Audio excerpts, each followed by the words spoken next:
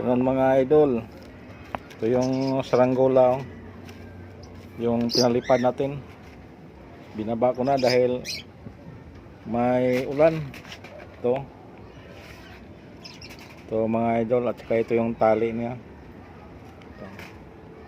Maliit lang ito mga idol. Ito, panglaban. Uso na kasi ngayon dito mga idol yung saranggola. Ito.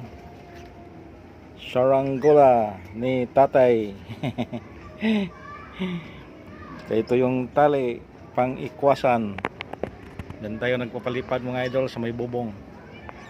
Yun. Ito na siya mga idol. Saranggola ni Kuyang.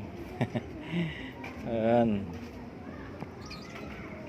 Pang malakas ang hangin to mga idol kasi ano siya, yung balikat niya, pang balikat medyo pinatigasan natin para kung kahit malakas ang hangin hindi siya pa sisid-sisid. Ito, hindi siya magluko. Hirap kasi pag control pag nagluko na kaibigan, mga idol. Malamang babagsak doon sa mga bubong sa malayo. Hindi mo na siya makontrol. Yung diamond. Ayan. Sa Cebu pa nito mga idol, sapi-sapi. Dito sa Manila, ito yung diamond. Maraming klase sa saranggola mga idol. Mayroon siyang Batman style. Mga baso-baso. Saka marami pang iba, yung mga panglaban nila, yung sabi nila mga legit na panglaban. Pero yung sa atin, ito lang. Kahapon talo tayo mga idol kahapon. Pigtas yung tali natin. Yung ginamit ko, yung binigay sa akin sa kaibigan natin, yung may-ari sa Buka-Buka. Napigtas. Ano yon? Alexander. Mamahaling tali yon. Ganda pa pagkabubog. Problema niya, medyo marupok na siya, kaya siguro binigay dito sa atin. Napigtas. Sayang, maraming nadala sa saranggola. Swerte yung makakuha nun mga idol. Kasi mamahalin na tali yon. Dami pa lang mga bata dito mga idol, umakyat. Nanghingi ng mga tali.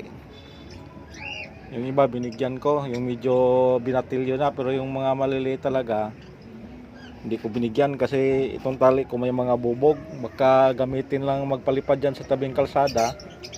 Delikados mga motorista, tulad nung nangyari doon sa Tondo, yung delivery rider na tumama yung liig sa tali, muntik na tuloy siyang namatay.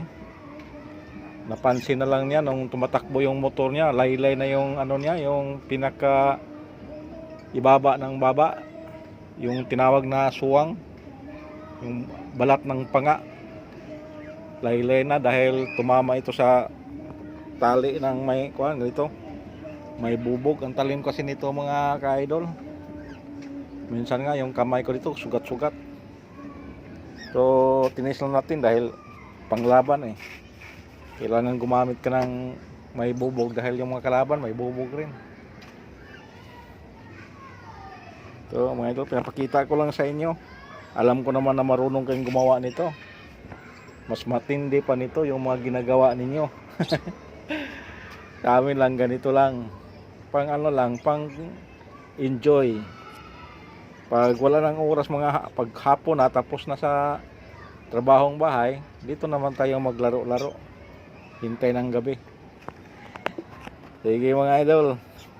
Thank you for watching.